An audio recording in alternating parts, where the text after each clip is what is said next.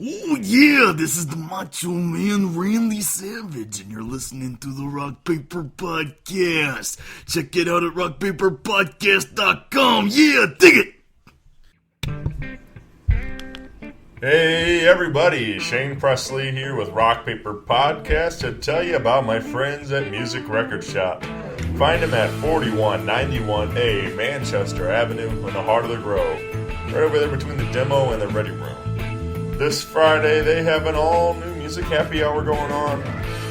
They'll have live, they'll have vinyl spinning, they'll have, I think it's 10% off purchases, 4 hands, beer for those of age, and huge shipment of new vinyl coming in, including Red Hot Chili Pepper, Stadium Arcadium album, Morrissey, the soundtrack to Willy Wonka and the Chocolate Factory, Bad Religion, Ben Folds 5, David Bowie,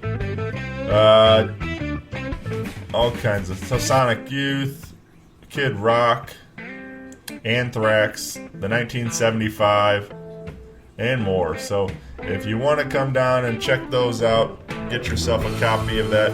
Be sure to always check out their always growing local selection. There's tons of great CD, tape, and vinyl from your favorite local artist. And if you'd like to have your stuff on the shelves at Music Record Shop, be sure to reach out and talk to them about that. They're always willing to help out. So go down to Music Record Shop, find them online, Facebook, Twitter, Instagram, musicrecordshop.com.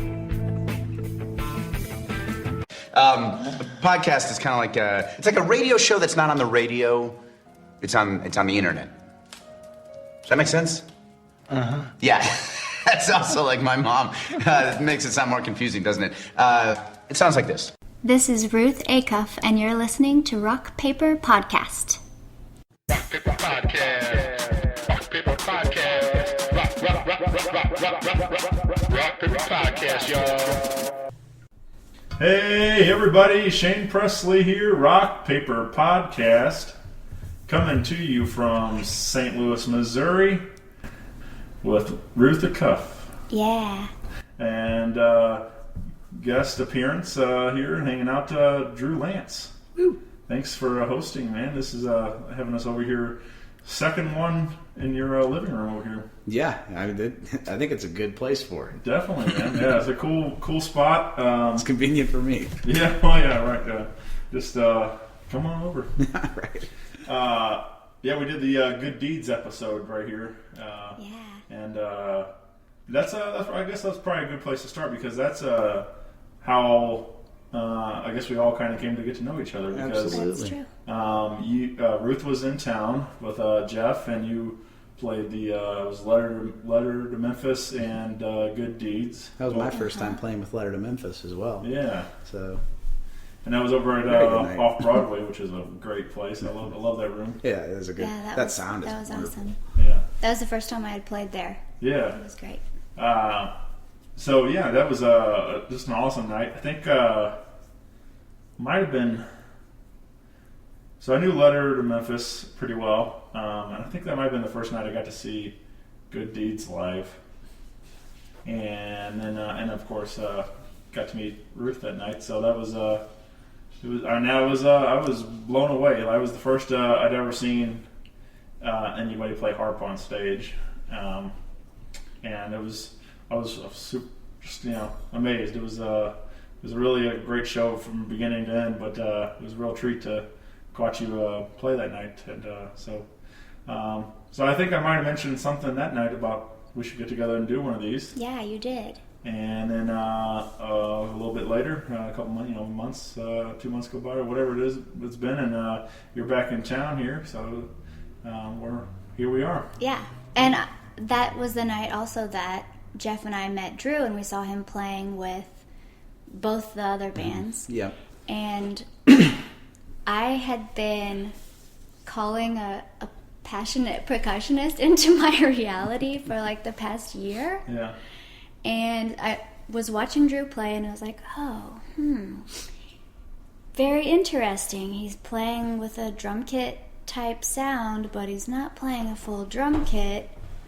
Sometimes drum kits with my harp, they just overpower it. Right.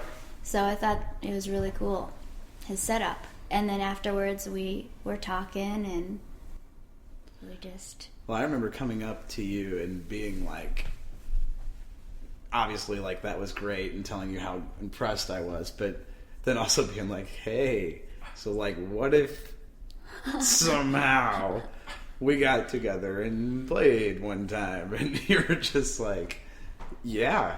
And I totally was taken aback because I was thinking you'd give me like a, oh yeah, and then maybe someday. never talk to me again. Instead, I was like, yes, I actually have a list of instruments I would like you to play. I was like, great, man. Hey, I sing too, because I wasn't singing in that show. But I was like, I also do that. I was doing anything I could for her to say yes. Yeah, I think it was within 24 hours of that time period, I sent you a picture of my notebook that had this list. Yeah, of right. like cajon, djembe, cymbals, shakers, and had rain stick on there. Right. And that's And why chimes I have and- all yeah. these things now. I got chimes, I got a rain stick.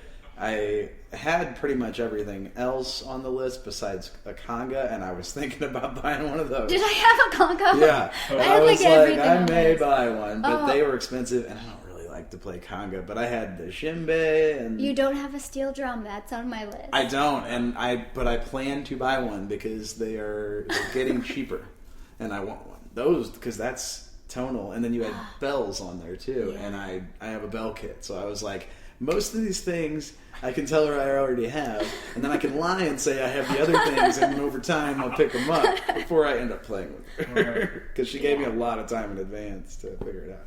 Yeah. So. Yeah, that's a full load there, though, carrying all that, all the different. Yeah, for me, I'm used to being quick in and out with Right. my setup. Yeah. But yeah, that's Well, that was like my dream Sure. list, you know, like this is the percussionist of my dreams. I was like, I gotta be that, or else I'm not gonna be able to play with her. yeah. So, what? How do you even get to playing harp? I mean, like, where's that all begin at? A lot of harpists start when they're young, like very young. Although I did recently discover that Harpo Mark started in his 20s, and he's thought of as one of the greatest harpists. So that was inspiring to me because I also started in my 20s. But I played guitar. I started playing guitar when I was 15, and I'd always written poetry and sang. And I had a friend that had a crush on a boy who played guitar. And so she was like, let's learn how to play guitar. And I just thought, I like to sing. That could be fun. Sure. So we started playing guitar together. And then I just kept doing it, and I performed and played out and wrote songs. And then, really kind of did my best in my ignorant ways of, you know, thinking, I'm gonna be a professional musician and it's gonna be so awesome and easy, which is not true, I think, for most musicians. So I tried that, and I met my husband Jeff, and he started out as my bass player and then became my husband eventually. And we started a band together called Rutherford, and we played for a while and released 2 albums. And then I decided nobody cared about music anymore. I was just gonna quit. So I quit music. It was, you know, a hard time in my life, a downward fall, I guess. Yeah. And I quit music for 2 years, and I was a full-time nanny. And then I realized, then I went into a pawn shop, and I saw a little folk harp, and I strummed it, and it was this instant zing of magic, I guess. And I bought it. I bought this little folk harp, and pretty much said to my husband, I'm going to play this harp for myself. How much did that cost? It cost $150. What is a which full, is what's a full harp? It's Just a small harp? yeah, like a Celtic harp. Oh, or like the ones they kind of Irish like harp. hold. Yeah. Nice. You hold a lap. Well, I guess maybe a lap harp. It's small. It has 22 strings. It's probably 2.5 feet tall. And I bought it. I wrote a couple songs on it, and performed out with them, just like at open mics and parties and stuff like that. And then realized that I could be a lot better at it if I practiced and if I learned how to play, because it was quite different than playing guitar. So I just Googled my hometown, which is Columbia, Missouri, harp instructors, and I found a lady who taught harp, called her up. She told her I had a harp, and she was impressed that I had a harp, and so we set up a meeting, went to see her. Turns out it would be like taking a toy piano to a concert pianist, like a world-class concert pianist. This lady knows how to play the harp. Right. She's from the Slavic Republic and has a degree in harp and harp performance. And so she saw my little harp, and she kind of made this face like, oh, this is your harp? And I was like, yeah, it's so cool, I love it. I had no idea. And I strummed it, and I had it in tune, and she was impressed that I had it in tune. So she agreed to accept me as her student, and she said she would teach me on this little harp until I saved up for the smallest size harp that she teaches on. So that's what I did. And that's also a lever harp, but it was 34 strings and more professional, like a real harp, not quite so much of a toy. And I played that for 4 years, and she taught me so much. Yeah. And then I guess it's been a year and a half, I moved up to the pedal harp, which is quite different than the lever harp in a sense that you can play in any key whenever you want, much easier. Mm-hmm. You just use your feet to move the pedals, 7 pedals, and you can play in every key. But it's also I'm glad that I started where I did and worked my way up, because, well, price of harps is huge. I mean, I got my little folk harp for $150, but then pedal harps are quite a bit more than that. Mm-hmm. So I proved to myself that I really wanted to do it before I moved up to that level of investment in an instrument. Well, I think that's probably with anything, though. I mean, whether for guitar, you're probably going to start with a low-level acoustic or something instead of starting with a Gibson Les Paul or something. Definitely. So you're going to work your way up. But this crazy. Just looking at, watching you perform earlier on the show here, and then just looking at it, it's just a beautiful piece of as an instrument and all the woodworking and then all the everything on it. It's very neat to. It's quite amazing just because of all the parts. Right. Involved. Yeah. The pedal harp has over 2,000 working, moving parts, the modern day pedal harp. So it's mechanical, very mechanical. For sure. And I guess to repair it, it's pretty crazy. I have a rental harp right now, what I played on the show tonight, because my harp, I took it all the way, to the northwest, played in like 15 different states, get back home, and it falls over in my driveway. I was moving it by myself, and I just felt terrible. It sounded like a piano falling from the top of a building when it fell over. I just had this like rock in my stomach as soon as I heard it. This gut-wrenching feeling. Yeah. So that was a big ordeal. But luckily I have harp insurance. That's the thing. And it's totally reasonable. Like, it would be silly not to have harp insurance. So that made it that made it worth it, I guess.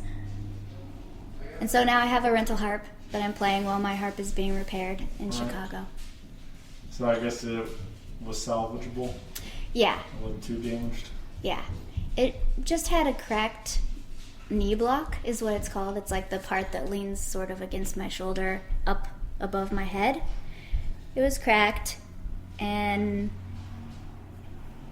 over time it could possibly split and break, and that wouldn't be good. So I thought, let's get it done, let's get it fixed, and I'm hopefully as soon as I get it back, I'm going to go right into recording, so it's going to sound the best it's ever sounded. Yeah. Yeah. What's a harp weigh? I've never even. Well, they vary, but I would say maybe around 78 to 80 pounds for average pedal harp. So, I mean, that's not too bad. You get some pretty heavy amplifiers that could be comparable. Really, it's just the shape that makes it difficult to move around. So you get some pretty big muscles from lugging it around then? I don't know about that. I have a harp dolly that has wheels. Yeah. Although I just got back from a conference that I had to walk my harp. I didn't think it was going to be such a big deal, but I had to walk it like across this walkway from hotel to hotel every day. And whew. It was exhausting. It was a workout for sure. Yeah, you were telling me a bit about this conference off mic. You wanna talk about that? Yeah, sure. Well, I just went to my first International Folk Alliance conference. So folk musicians from all over the world come to join together and perform and play music, and there's also presenters and media there, and pretty much like 1,500 to 2,000 musicians. And during a 4 or 5 day span, within pretty much any point within 24 hours, there's 200 shows going on. Yeah, that's crazy. But it's amazing. They're short sets, like some of them do like Riders in the Round, and some of them do 20, 25-minute sets. But it's so fun when you're not playing your own set. They take 3 floors of hotels, and every room has a different act in it. Yeah. And you can just walk down the hallway and step into a room and hear amazing music from really, really great musicians from around the world. So I got to hear a group from England that had a harp in it. There were 4 harpists. At the conference. I kind of seek out harpists. Sure. So I found out there were 4, including myself. 1 from Kansas City, 1 from England, and 1 from Scotland. Wow. And then myself. Is that like an invite-only thing, or how does that work? No. Well, you can pretty much buy a ticket to attend, and media and people that own venues or run house concerts will sometimes go, and they'll book their whole year from attending this conference and seeing, like, oh, okay, I like them, okay, let's book them. Yeah. And then you can apply for showcases. If you get an official showcase, I think you get a discount on your price to get in. And then if you're a member of the Folk Alliance, there's also discounted rates for that. Yeah. Which there are other benefits to being part of the Folk Alliance. You do much of that home shows? Yes. House concerts and stuff? Yeah. Let's see. In October, I went on a house concert tour with a friend of mine, great singer-songwriter, pianist named Mary Ellen Kirk. And we went through all the way to Washington State, almost up to Canada, and made a loop. I think we went through 12 states on that tour, and we played mostly house concerts, which is really nice, especially for the kind of music that I play on the harp. Yeah. And much more sustainable often as a growing musician to be able to keep surviving than playing, at a bar, at a neighborhood bar. I talked about it before on the show, but I recently went to my first house concert a little while back. It was kind of a weird thing at first because so a guy I like, Kevin Gordon, he's a singer-songwriter out of Nashville, and I follow him on Bands in Town, and that's what kicked up the event. And so I RSVP'd on there, and then so I'm like looking at it, and it says like Kelly House or something, and I was like, all right, never, I don't know what that is. And then like I kind of got to looking, and then I found like a Facebook forum and stuff. And then I realized that it was their own home, and that they it was like a $15 or $20 just cash at the door or something like that. Yeah. And then I emailed them, I guess, and I was like asking about hey, is it cool if I come over to the show? And they're like, yeah, of course. And then they're like, yeah, usually we do like a potluck kind of thing. Everybody bring a dish and try to do. So I was like, oh, cool. So, but just going to that show at their home and that experience of meeting them, meeting Kevin, and like I think he might have played a little bit and like took a break, and we kind of snacked and stuff, and then we went back and played a couple more, something kind of like that. But it was just really neat experience of just actually getting a lot more personal experience with meeting everybody and stuff. And, instead of just paying to go to a show at a bar or whatever it is. So. You really get to meet the artist and talk with them, and you also get to have a supreme listening experience without clattering of beer bottles or coffee makers or whatever. So your sound experience. Do you guys travel with a PA or? No? Yeah, actually we do travel with a small PA, and sometimes we use it and sometimes we don't. Yeah, right on. We really like to use it for vocals, especially when we try to play a show every single night, so we're not just wasting time, And when you're singing every night, sometimes you get tired. Yeah.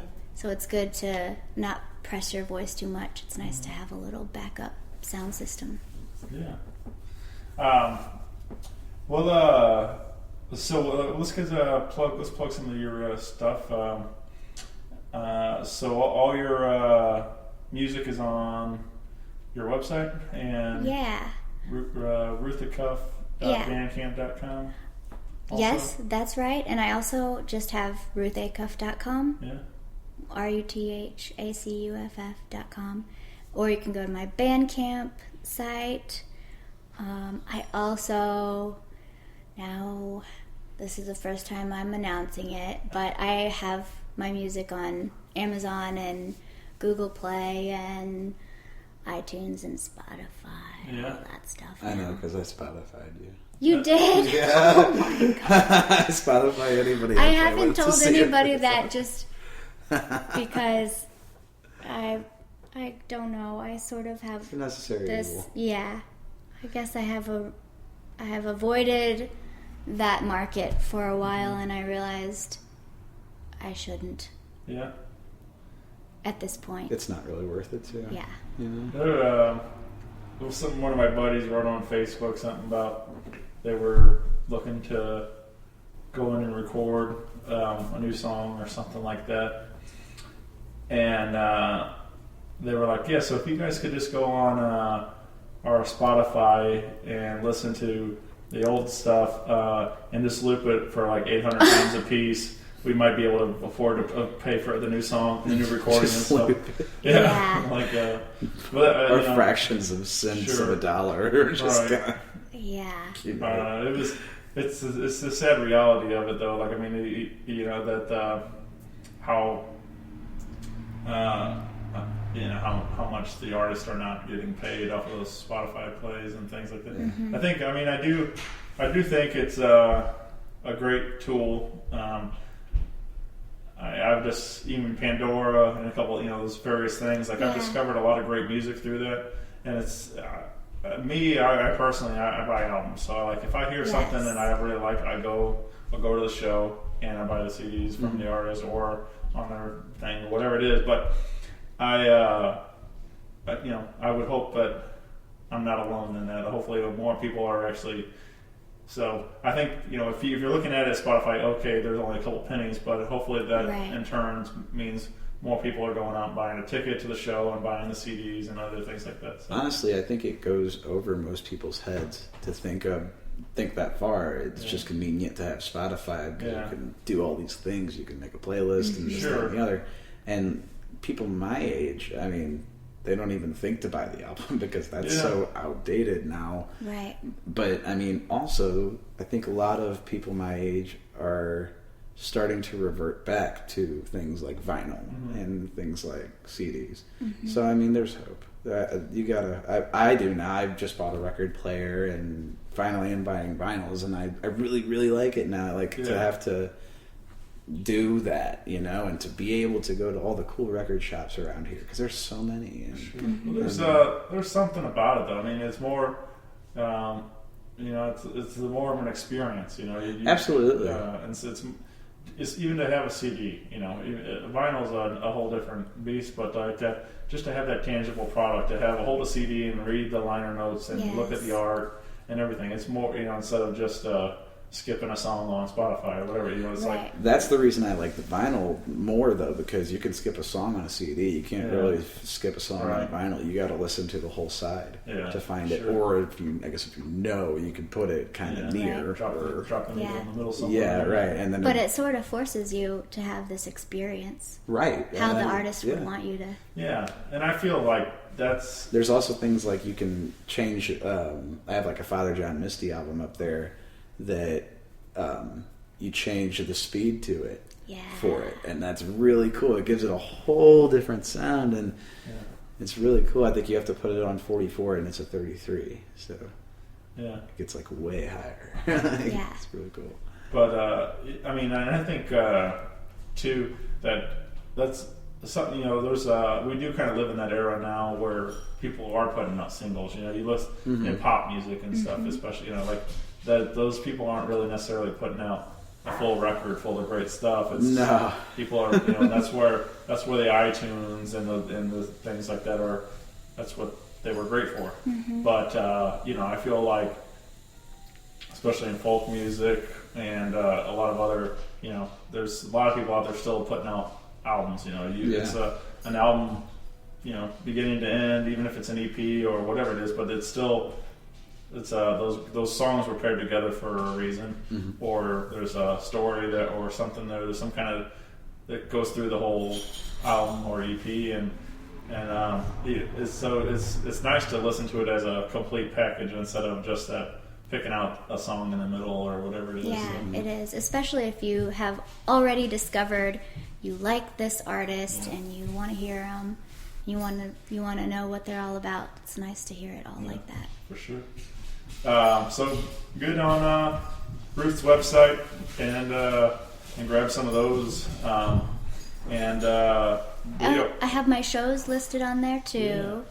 I think, Drew and I are playing tomorrow for a festival here in St. Louis called the All Right Festival. Yeah. And then next weekend weekend after, we're doing True False Film Festival in Columbia, and they have also an amazing lineup of buskers before their films, and they'll have showcases.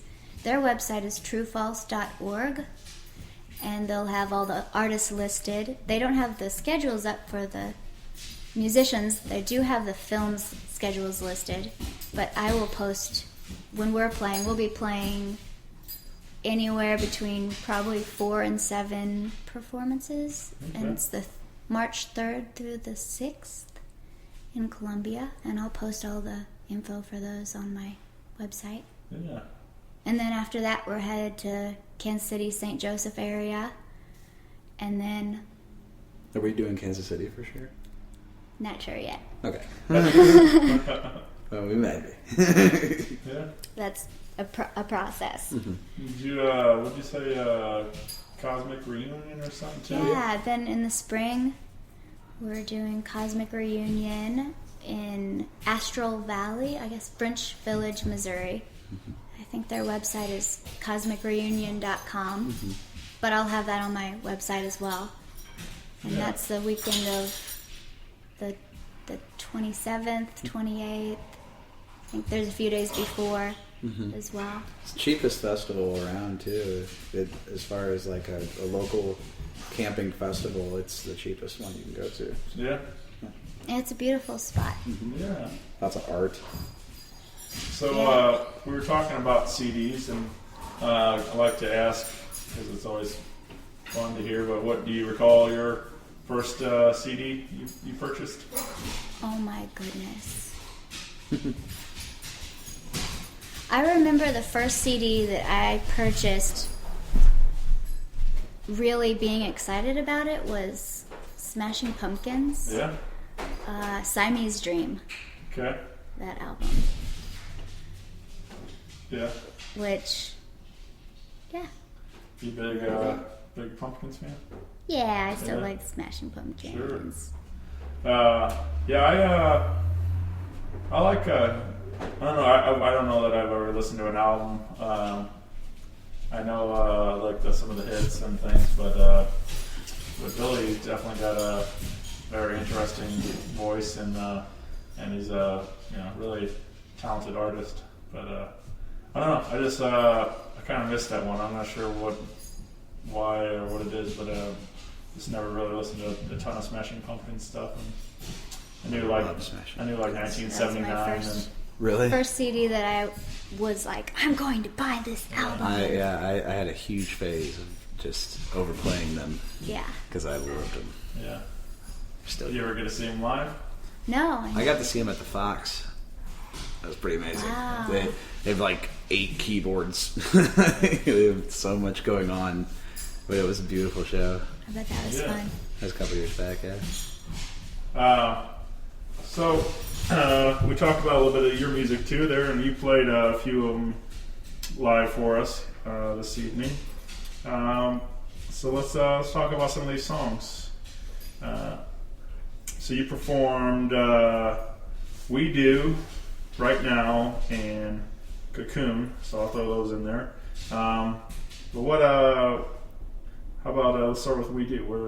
Where does that come from? Well, that just happens to be one of the songs that I don't really talk about You're right. what it's actually about.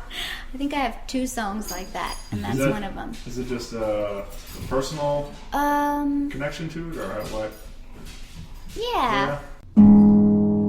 I went down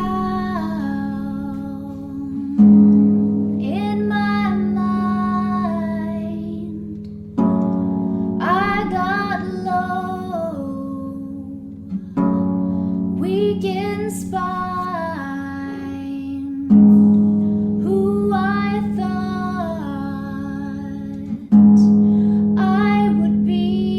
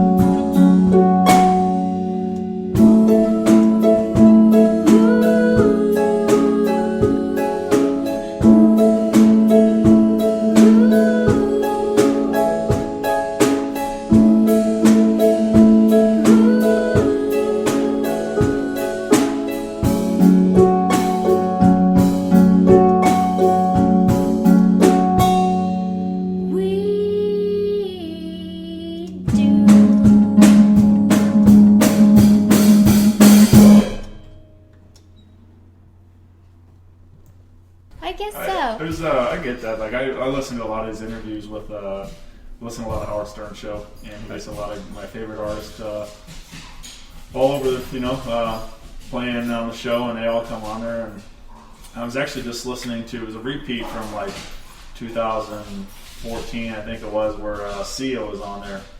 And I'm not, too familiar with some of her stuff. I knew she has written a lot of great songs for a lot of people. But yeah, she was talking about like that she wrote Diamonds for Rihanna. Oh, really? And then she wrote, anyway, so she has these songs, and like some of them, like she has that super deep personal connection with them, and she doesn't like to give them away to people.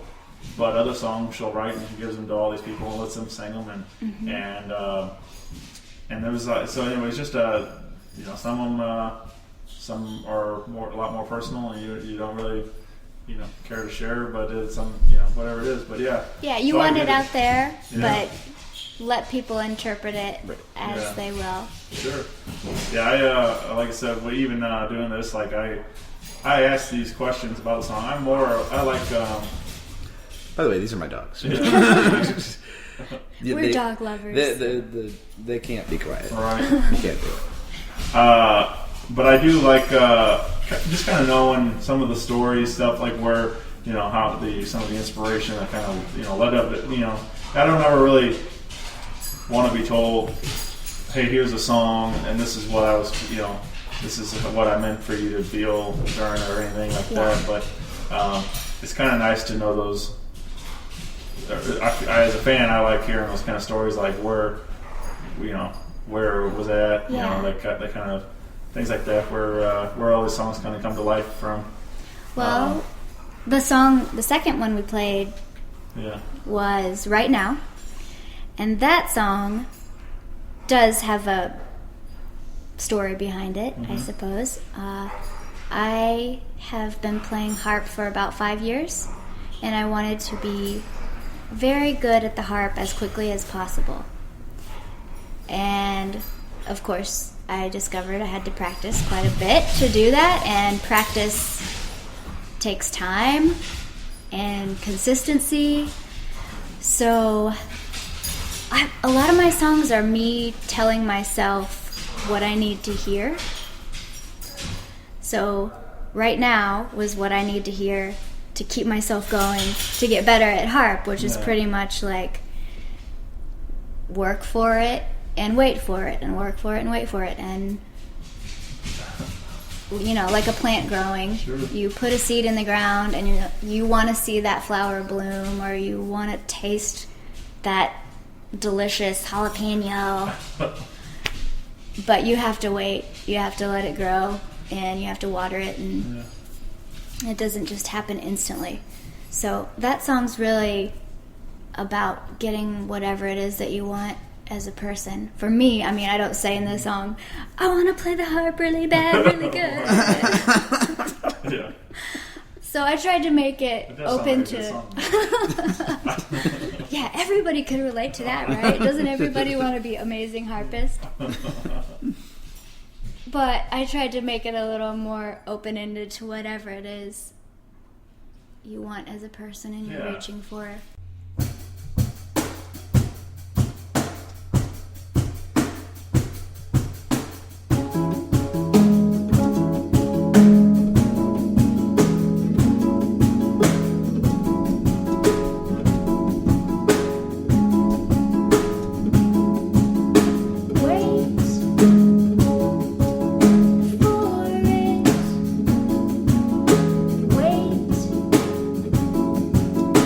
For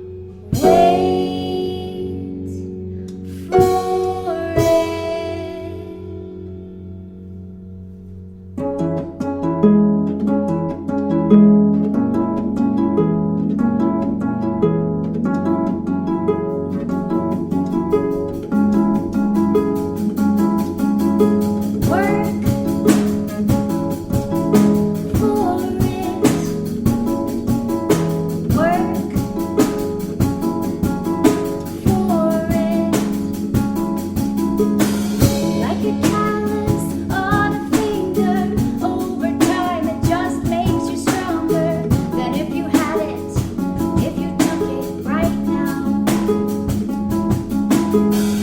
Put the time in and the effort, you will find you get what you deserve.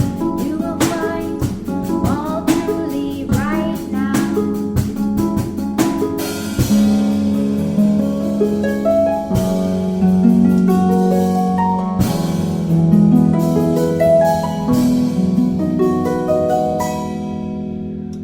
Wait for it, work for it, wait for it, work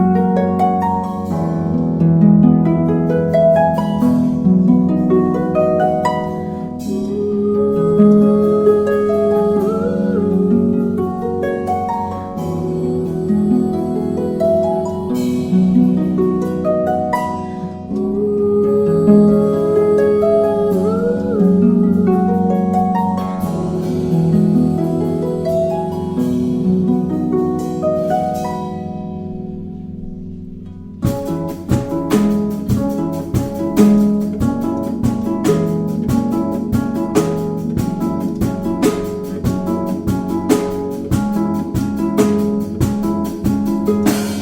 If you want it, here's a secret. You can have it if you believe it. Wait for it, work for it right now.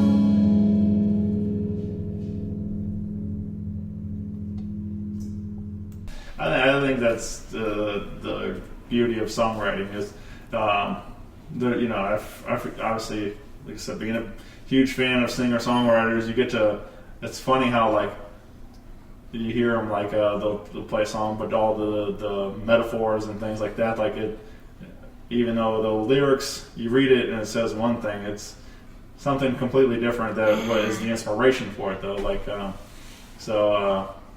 or, you know, they,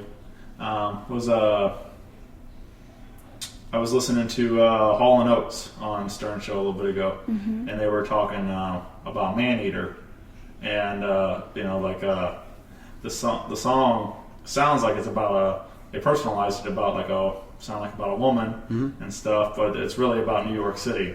Like they were talking about moving there and, you know, trying to make it, and they say, you know, it'll eat you up and everything else like that. So it's kind of interesting to know how that's the take on the songwriting, is that they're thinking about the music and the city and everything, but they wanted to make it about something more personable and stuff. So it's really cool to hear some of that kind of stuff and how, you know, where these writers get the ideas and things. And what's the last one you did was Cocoon. Cocoon, yeah, that's on your full length. Yeah, that's the first song on my full-length album, which is called This Is the Dream.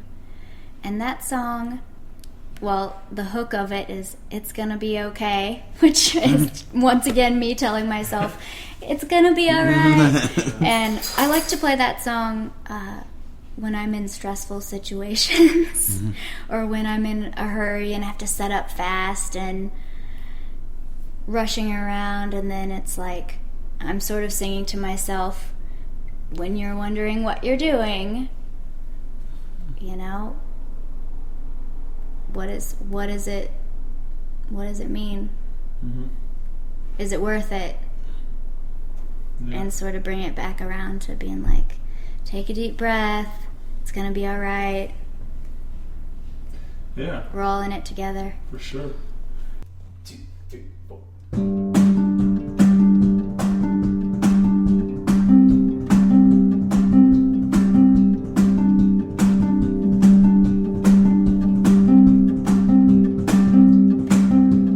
Take me down to the water, lay me down in the stream.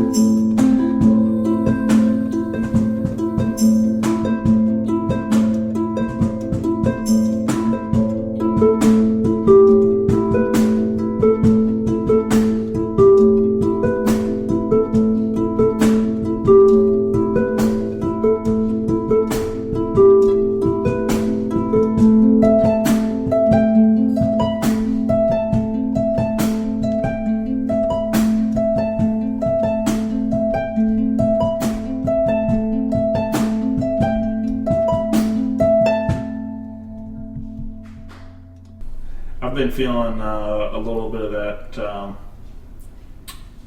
even with the show now. Like I talked about it the other night, but it's even doing the show, sometimes I'm wondering why I'm doing it, what I'm doing it for. I get frustrated that it's not quite, might not be quite where I would hoped it to be, or and these thoughts cross my mind and things, and I think I even relate more to artists now that are I'm sure that a lot of artists have had the similar thoughts. Why am I even playing music and stuff, doing all this stuff? Absolutely.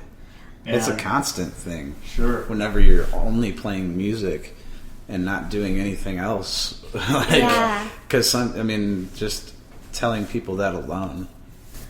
Right. Yeah, some people will just look down on you immediately, which is really unfortunate. Well, because as a because musician, of the stigma of like the party or crazy Right. musicians. That's true. But whenever you're an actual true musician, and and you carry yourself the right way, and then you still get a little bit of that, that's when it's frustrating. Because they'll think, when I tell somebody I don't do anything but play music for a living, they immediately think that I just don't want a job.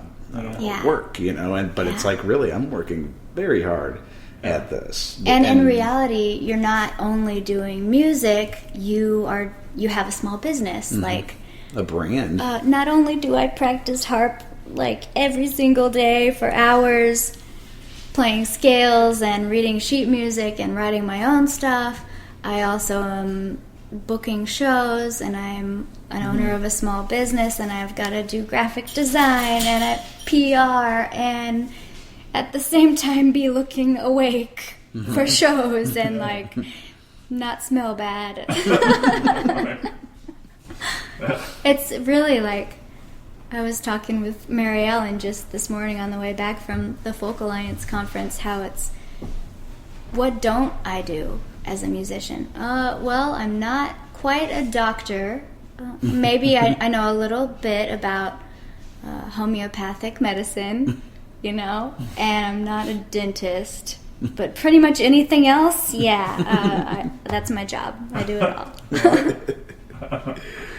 Marketing. Yeah, sure.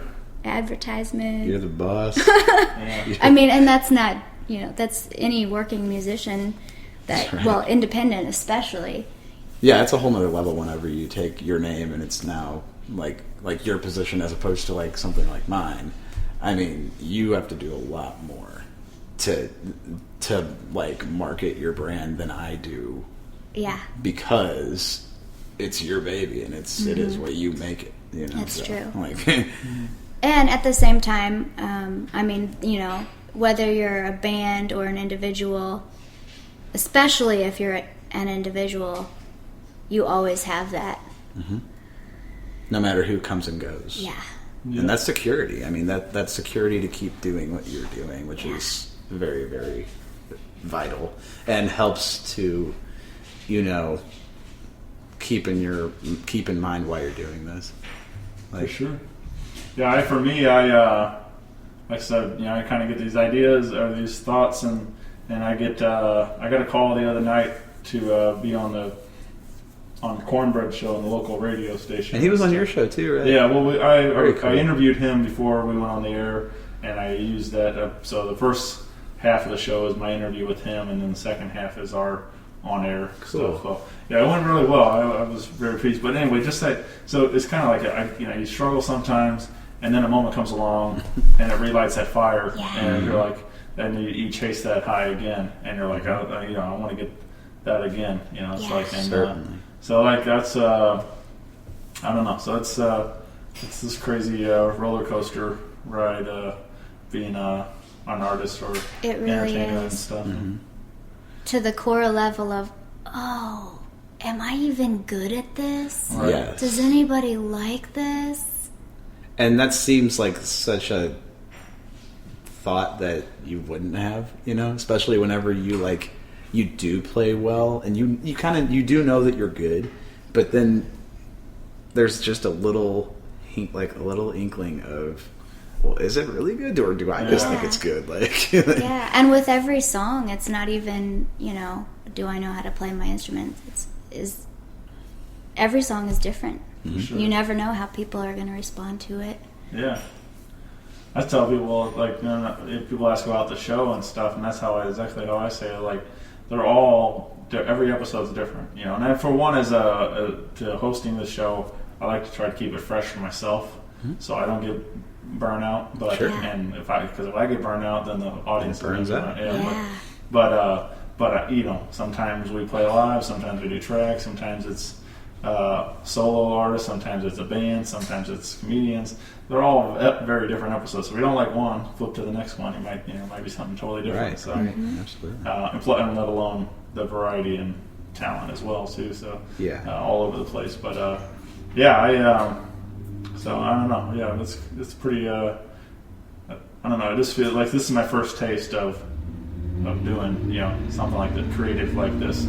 I wrote a little bit. I wrote a blog for a while, but that wasn't really much to like this level, like when I'm doing the show. But it's like it's kind of crazy how I feel like so much closer to let alone again being friends with these people now. Like a year ago, people that have been on the show now are some of my best friends, and we all hang out and stuff. So like it's really cool to meet somebody and then become build that connection and stuff and become friends. But having that having a little bit of I guess it's quite rewarding to build this and watch it to become what it is and things. So I think you got something great. Oh, thanks, man. I agree. Yeah, but I think I imagine it for you it's probably tenfold to compose a song and write your lyrics to it and stuff. I mean, you do you do all the lyrics, right? Yeah, I do. And you do. I do all the lyrics and the melody and the harp, and then on the recordings and when I play live, Drew comes up with some of his own parts and his own style. I had some stuff recorded from other drummers and percussionists, so he listened to that and took inspiration from those recordings that I had. And then Jeff is an amazing bass player. He's also, he's got great ideas for percussion and great input on that kind of thing. And he's easy to work with. He recorded my full-length album and my EP. He worked in a recording studio for a while, so that's very lucky for me. So he recorded it, and he mixed it, and he mastered it, which I know some people would say, don't do that. But he did a great job, and you have to do what you can with your budget. So that's what we did. Stuff costs. Yeah, I was listening to the full length on the way down, and it's just kind of get me in the mood for tonight, and it sounded great. I was going to ask you about the song. What's it? Number 2 is that To Do? Yeah. Right? I was gonna, just because you say a lot of all these things in the song, and I was going to ask if how is that all those pretty true? Like that you. Yes. Yeah. Yeah. Clean and cook and stuff. Yeah. I don't really know how to cook, actually. I guess that's maybe the one thing in there. A little fib. It would be stretching it to say that I am a cook. Right. I can make a salad. Do you watch old SNLs at all? With oh yeah. When Chris Farley did they used to do like a talk show skit on there as the Chris Farley Show. Yeah. And one of my favorite moments in that was Paul McCartney was either the host or the guest musician or something, but he was Chris Farley's guest on the Chris Farley Show. And he was asking him about Beatles stuff, and he's like, and then he does the line, they said if you played the record backwards, it was said, Paul is dead. And he's like, that was a hoax, wasn't it? And he goes, yeah, he's like, I wasn't really dead, you know. It's like, but then he asked him, like he says, in the end, the love you make is equal to the love you take, or something like whatever. I think that's how the line is. And then so he asked him about that song, you know, and then Chris just like, I'm so stupid, you know, just starts slapping himself. It's like, it's just funny how like he asks these like ridiculous questions about these songs, and but that's what. So anyway, when I was listening to that song and you're saying all these lines of, and I was just that's what crossed my mind. Is it like, are these true? Can you really cook? Can you water your, you know, do the plant? I do love plants. Yeah. It's somewhat of a new discovery, even though I think I wrote that song before I realized how much I love plants and just seeing things grow. It's incredible. Sometimes I'll just sit around and look at plants. This sounds like so weird, but I have a room like where I play my harp and practice and write that has a window, and I have a lot of plants in there, and sometimes I'll just sit and look at the plants, and they glow and they sparkle, and I'm usually not, you know, inebriated in any way. It's for real. They're amazing. Yeah. So I do love plants. I don't cook. I do sew a little bit. What else do I say in that song? I like that song. That's a good one. That whole, like I said, the whole album is very well done. So, compliments to you and Jeff for. I didn't know he mixed and mastered it all. Yeah. He did some percussion on it too. On that song, he did percussion. He did. He played percussion on the album. Really creative he played some Wurlitzer keyboard. He played some guitar, I think. Of course, he played bass. He did some singing. And then my sister Mary sang harmony on a lot of it, and my sister Susan sang harmony on it. My brother Robbie played percussion on now. Yeah. And so and then my brother Silas played percussion on Cocoon. So my whole family jumped in there. You got a pretty big family. Yeah. Well, I'm the oldest of 5. Okay. And they're all musical. Wow. Pretty awesome. I wish they would all quit their going to college and come join me, but the family band. Yeah. We obviously never pursued anything, but it was just that my dad played a little guitar, harmonica, you know, dabbled in piano a little bit, and he was never like great at any of them, but he could entertain himself with it, he says. You know, so harmonica's probably where he shined the best. And but I have memories of as a kid of hanging out and Dad be playing guitar, and we would do like Ozark Mountain Daredevils. I've been standing on a rock, just waiting for my seeds to grow.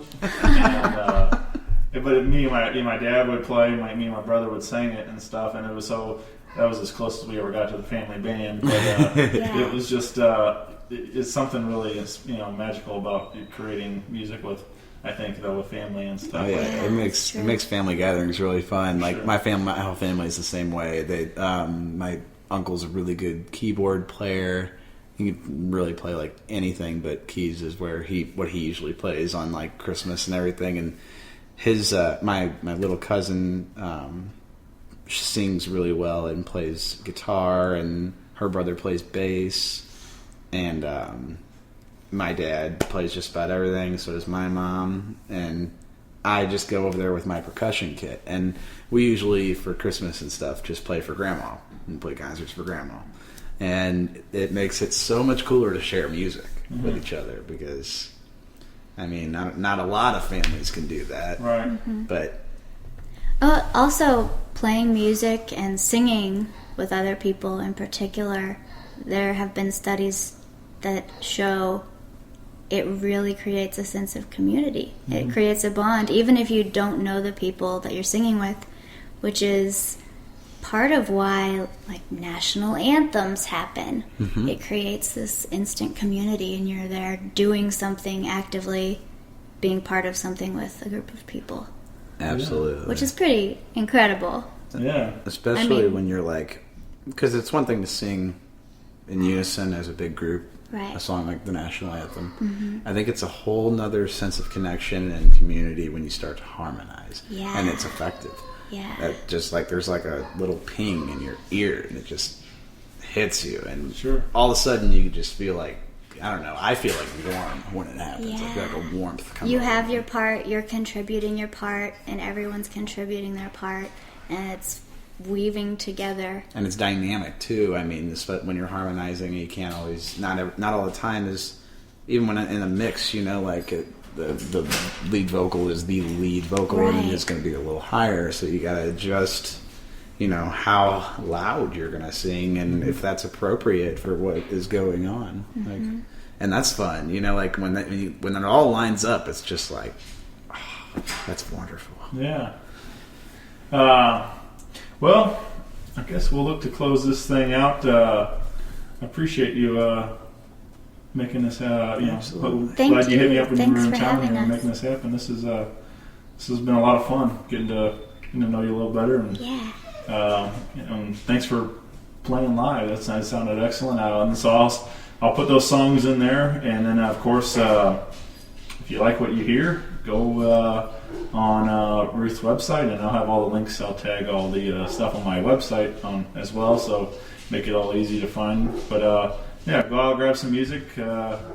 If you iTunes now, she said, if you choose to do that way.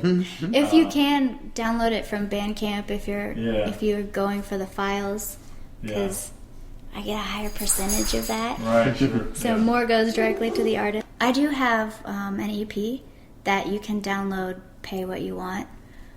So you can download it for free if you want. It's 3 songs, and it has NASA space sounds at the end. It's awesome. Yeah, and you can pay what you want for that, which I want people to have it. So if you can't afford to buy my full-length album, download the EP for free. Or if you want to pitch in and help me buy some new harp strings, then Pay for some harp insurance. yeah, really.